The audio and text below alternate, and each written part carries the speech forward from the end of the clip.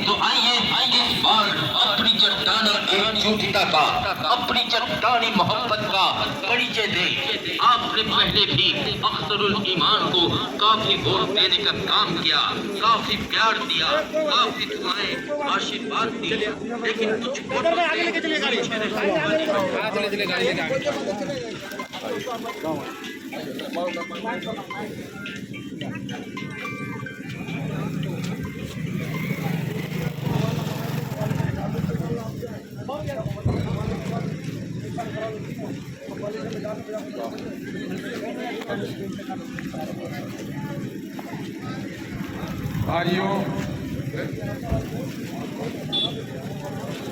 भाइयों, बुजुर्गों, नौजवानों और अजीजों, लाला नगर चौक पर मौजूद मेरे सभी दुकानदार भाइयों, अरे लहरिया को लाला नगर बना दोगे यार, लिखिया बोलते हो, अच्छा नहीं लगता है ना। मेरे भाइयों, बुजुर्गों, नौजवानों और दुकानदार साथियों, मैं अख्तरुल ईमान इस वक्त आपके बाजार में आप सबों को सलाम करने, आप सबों से दुआएं लेने और एमआईएम के उम्मीदवार की हैसियत से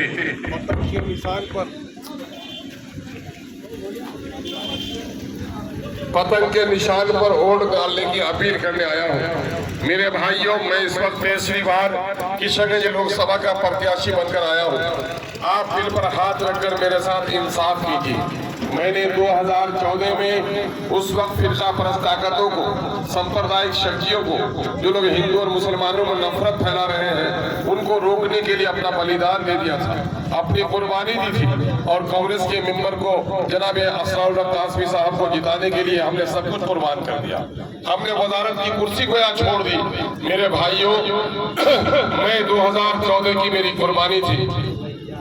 2019 में आपको मैं गवाही देता हूं कि मौलाना के इंतकाल के बाद कांग्रेस और राजद दोनों ने मुझे पार्लियामेंट का टिकट देना चाहा, लेकिन मैं तैयार नहीं हुआ। आज भी, इस बार भी कांग्रेस का वो उम्मीदवार जो 5 साल वोट लेकर कभी आपको नहीं दिखा, पार्लियामेंट में कोई आवाज नहीं उठा सका, इलाके में उसकी शदीद मुखालिफत हो रही है और लोगों ने उसको वोट नहीं देने का फैसला कर लिया। कांग्रेस पार्टी ने अब की बार भी 3 डेलीगेशन मेरे पास भेजे कि मैं उनके टिकट पर इलेक्शन लड़ूं। अगर मैं उनका टिकट ले लेता तो शायद उनको इतनी दिक्कत नहीं होती, लेकिन उसके बावजूद देखो कि मैं क्यों एक आड़ा हुआ हूँ कि अपनी मजलिस इत्तेहाद मुस्लिमीन के टिकट पर लड़ूं। मेरे भाइयों, मैं सिर्फ एमपी का इलेक्शन लड़ने नहीं आया। एमपी आप जिताते रहे, लोग आप वजीर बनते रहे, दिल पर हाथ रखकर सोचो, आपके मसाइल हल नहीं हुए। 5 साल के दरमियान में एक दिन आपको फैसला करना है, उस दिन आप सरकार बनाने जाते हैं। ए मेरे भाइयों, आप अगर सरकार बना सकते हो, सरकार गिरा सकते हो, तो खुदा की कसम खाकर ये बात कही जा सकती है, अपने वोट से अपने नस्लों की तकदीर भी बदल सकते हो।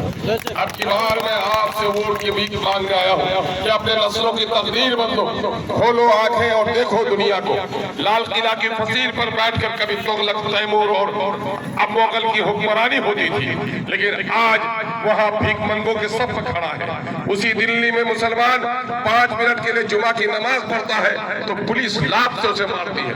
क्यों इतने बेवजन हो गए हो? बेवजन सिर्फ इसलिए हो गए हो कि जब सीमेंट, बालू, कंक्रीट जम जाता है तो पत्थर हो जाता है, और जमे नहीं तो रेत को हवा उड़ा ले जाती है। आओ, मैं आपको जमने की दावत देने आया हूँ। सारे लोगों ने दरवाजे पर बैठते हुए जो बेचारा दलित आदि घबराता था, आज उसने नेता चुन लिया, उसे मैं मुबारकबाद देता हूँ। पासवान की कौम ने कभी नहीं कहा रामविलास पासवान अकेले जीत कर तुम क्या करोगे, लेकिन हमारे मुसलमानों के कुछ लोग कह रहे हैं एकता लोग की करेंगे, तो तुमने कांग्रेस को जिताया, क्या कर लिया तुम्हारा? बाबरी मस्जिद तोड़ने का सारा जुर्म कांग्रेस ने किया। बाबरी मस्जिद में अगर मूर्ति नहीं बनाया होता कांग्रेस, आज हमारी मुकद्दस मस्जिद नहीं टूटती। उसी के कोख से बीजेपी ने जन्म लिया है। बीजेपी और कांग्रेस में बहुत बड़ा फर्क नहीं है मेरे भाइयों। अलीगढ़ का पैसा नहीं दिया, 2011 में आपने लड़कर जमीन दिलाई, 2012, 2013, 2014 तक कांग्रेस की हुकूमत रही, लेकिन अलीगढ़ ने पैसा नहीं दिया। कौन है मुजरिम, इन्हें पहचानो।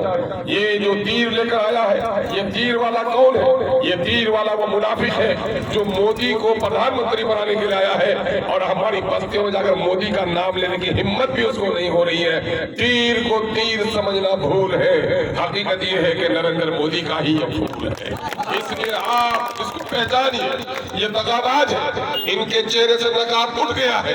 कल तक ये नरेंद्र मोदी को भगाने के लिए मसाल जुलूस निकलता था, और आज मोदी का तलवा चाट रहा है।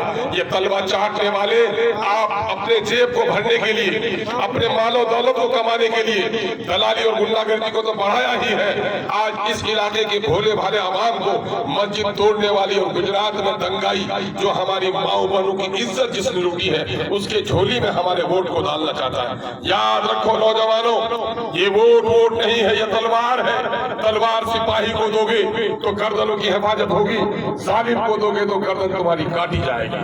उठो, इनकलाब बर्पा कर दो। हम चप्पा चप्पा को जगाने के लिए आए हैं। वक्त पर अभी भी हुकूमत ने पिछले दिनों में भी वजारत हमको पेशकश की, लेकिन ये गरीब का बेटा इतना दौलतमंद है कि किसी वजारत हमारे इरादे में कोई खलल पैदा नहीं कर सकी। हम लड़ रहे हैं आपकी नस्लों के लिए।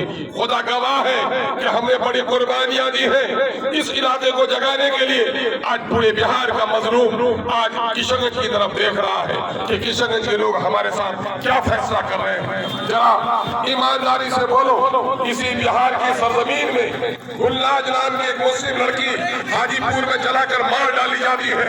कांग्रेस के किसी नेता की जबान नहीं खुलती, जदयू का कोई लीडर बोल नहीं सकता, राजद के किसी लीडर को बोलने की हिम्मत नहीं हुई। सरोवर नाम की 35 साल लड़की को समस्तीपुर में जलाकर मारा गया दिन के 8 बजे, किसी की हिम्मत नहीं हुई। अगर आवाज उठाया तो मजलिस इत्तेहाद मुस्लिमीन ने आवाज उठाई। आपको मालूम होगा इसी बिहार में गयूर मुसलमानों अपने मस्जिदों से मदरसों से मोहब्बत करने वाले लोगों 105 साल पुराना कदीम मदरसा अजीजिया में उसकी लाइब्रेरी जलाई गई। 4000 से ज्यादा मजहबी किताबें जलाई गई, पुराने मजीद के नुस्खे जलाए गए। क्या आप भी कहोगे ये नीतीश ने 2 दिनों पर फसाद करवाया है? 40 से ज्यादा मुसलमान की दुकानें लूटी गई, मस्जिद के दरवाजे पर गुंबद तोड़ा गया है। अगर आवाज किसी ने उठाई तो मजलिस इत्तेहाद मुस्लिमीन ने अख्तरुल ईमान ने उठाई। हम आपसे कहने के लिए आए हैं कि लम्हों में खता की है, सदियों ने सजा पाई। आज जालमों की क़यादत खड़ी हो गई, मल्लाहों की क़यादत खड़ी हो गई, सब लोगों ने अपनी पार्टी बना ली है। अगर हमने अपनी सियासी जमात न बनाई तो हमारा और आपका नस्लों का नुकसान होगा। खुदा के वास्ते उठिए, आप कहीं से भी खानदानी कांग्रेसी नहीं है, आप इब्राहिमी है, आप यूसुफी है, आप मोहम्मदी है, कहीं रिजवी है, कहीं सल्फी आप हो सकते, कहीं से भी आप कांग्रेसी नहीं हो सकते। मुसलमानों दिल पर हाथ रखकर सोचो, गांधी बैरिस्टर बनकर आया, उसकी कांग्रेस से बापू बना दिया। बैरिस्टर बनकर आया भीमराव अम्बेडकर, उसकी कांग्रेस से बाबा बना दिया। और आज जनाब बैरिस्टर सऊदीन अवैसी ऐसा सियासतदान बनकर आया है कि पार्लियामेंट में उसका कोई मुकाबला नहीं कर सकता। अफसोस कि कुछ मुनाफिक मुसलमान उसे बीजेपी का एजेंट कहते हैं। बीजेपी का एजेंट मस्जिद की हिफाजत करने वाला, मुस्लिम मुसल्ला की बात करने वाला, वो अवैसी को बदनाम कर रहे हैं। खुदा के हाथ से जवाब देना पड़ेगा। उठो, अपनी नस्लों के लिए उठो। सीमांचल गरीब ही नहीं बदहाल हो गया है, सीमांचल फटाहाल है, सीमांचल से ज्यादा गुर्बत कहीं नहीं है। मेरे भाइयों, अपनी इस गुर्बत और नाइंसाफी के खिलाफ आप एमआईएम का साथ दीजिए। सबको आपने मौका दिया है, मैं तीसरी बार आपके दरमियान में आया हूँ, एक मौका मुझे भी दीजिए। अगर आपने मुझे मौका दिया, मैं आपकी नस्लों को इंसाफ दिलाऊंगा। बहुत बहुत शुक्रिया। उम्मीद है कि आप जरूर हमारी हिमायत करेंगे। अस्सलाम वालेकुम।